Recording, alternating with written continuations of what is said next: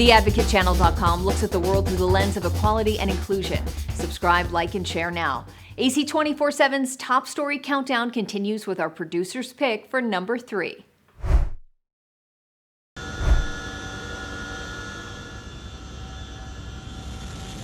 High above the vast Pacific Ocean, Vanuatu's leader looks down on his fragile paradise. The nation is one of the most vulnerable on Earth. Its people at constant risk from cyclones, earthquakes, and live volcanoes. We believe it's all because of climate change. On the remote island of Futuna, a village chief surveys the damage caused this month by 2 Category 4 cyclones that slammed his community in the same week. Cyclones are getting stronger and stronger every year.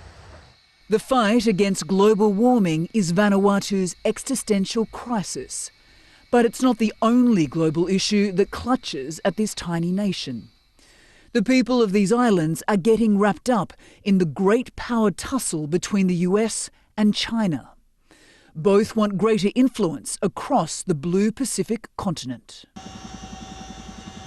US allies Australia and New Zealand have always viewed the Pacific as their neighbourhood. So when the cyclones hit Vanuatu, they were first in to help. Australia is a direct neighbour of Vanuatu in our region, and just like all the other neighbouring Pacific family countries, we respond to natural disasters when our neighbours are in need. All know the value of winning hearts and minds in the Pacific. Beijing sent in cyclone aid too, but as China and the US talk about new embassies, new military bases and new economic deals in the region, Vanuatu's climate change adaptation minister says to keep old friends or win new ones, you have to listen to what they need. The US and China could absolutely gain great influence in the Pacific by taking real action on climate change. If China and the US profess to be our friends and want to support us, they need to deal with climate change, which is the greatest threat to our existence. Vanuatu wants the International Court of Justice to determine how culpable big polluters are for climate disasters in the developing world. This is a question about human rights, the rights of people to live on this planet. That path to climate justice could also lead great powers toward geopolitical influence in the Pacific. Like the Advocate channel on Facebook for the best way to get updates on stories that advocate for equality, justice, our rights, and more. AC 24/7 continues with today's top 2 pick. This is the block that I grew up on. This was my place of refuge. It was our retreat. It was our sanctuary. It was our castle. It was home. And you didn't know this is the only place your family and families like yours could live?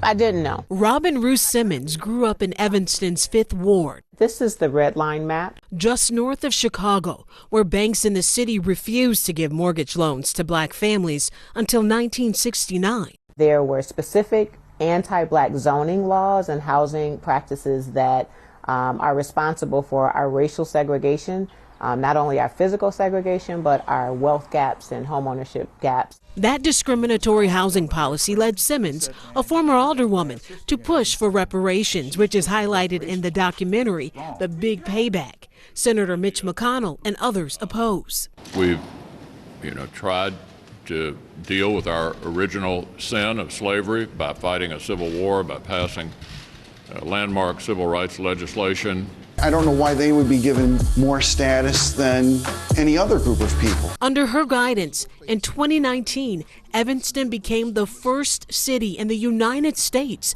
to award reparations for black residents who qualify. It is a $25,000 direct benefit to build wealth through home equity.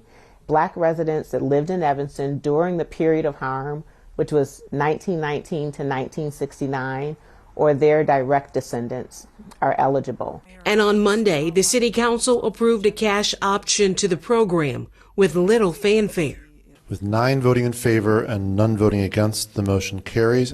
Initially, funds were restricted to mortgage assistance, renovations, or down payment on a home. I wasn't planning on buying a new home at my age, so I used it for renovations. Ramona Burton is among 14 who have received the $25,000 grant. I had 8 windows replaced, a new roof, a chimney. So far, the city says it has only spent about $326,000 of the $10 million promised. We've been here a long time. Kimberly Holmes Ross is among 124 approved, but still waiting. My parents weren't even showed houses in this ward in 1962.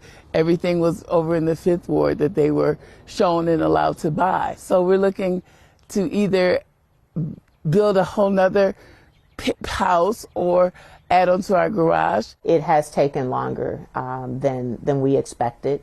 And some of those challenges have been really underestimating operationalizing the work. From Asheville, North Carolina to Detroit, Michigan, cities across the country are trying to repair harms caused by institutional racism. In San Francisco, a reparations committee is seeking payments proposed of $5 million to every eligible Black resident. How will they pay each resident? I don't know. And so those are the challenges that we all have as municipalities. Follow the Advocate channel on Twitter and Instagram to stay updated on stories that matter every day. Here's our #1 story of the day. Take a look. It's an all too familiar story, tearing apart communities and devastating families. Mass shootings, 130 in this year alone, including the rampage at a Christian school in Nashville, leaving 6 victims dead, including 3 9-year-olds. But on Capitol Hill, little has changed. So why not limit to AR-15s? Why not put a ban on that? If you're going to talk about the AR-15, you're talking politics now. Let's not get into politics. All right, let's not get into emotion, because emotion feels good, but emotion doesn't solve problems. Sounds like they got a legit active shooter at a school. An AR-15 was one of the weapons possessed by the killer during Monday's massacre, and has been frequently used in mass shootings following the 2004 expiration of the assault weapons ban. But President Biden lacks the support from Republicans, who control the House and can block legislation in the Senate. They argue such a ban is ineffective and infringes on constitutional rights. Why not take action to ban AR-15s in the aftermath of all these terrible shootings? Because I believe in the Second Amendment, and we shouldn't, penalize law-abiding American citizens. The senator from Tennessee also declining to embrace further restrictions. What about banning those weapons that were used in attacks like these? I'm certain that politics will wave into everything, but right now I'm not focused on the politics of the situation. I'm focused on the families. Even Andy Ogles, whose district includes the Covenant School in Nashville, is a longtime supporter of access to high-powered weapons. Why not ban AR-15s? Why not talk about the real issue facing this country in regards to this shooting, which would be mental health? But Congress did take steps to address mental health when it passed the most ambitious gun law in a generation just last year. Now even GOP supporters of that law are skeptical of any more Hill action.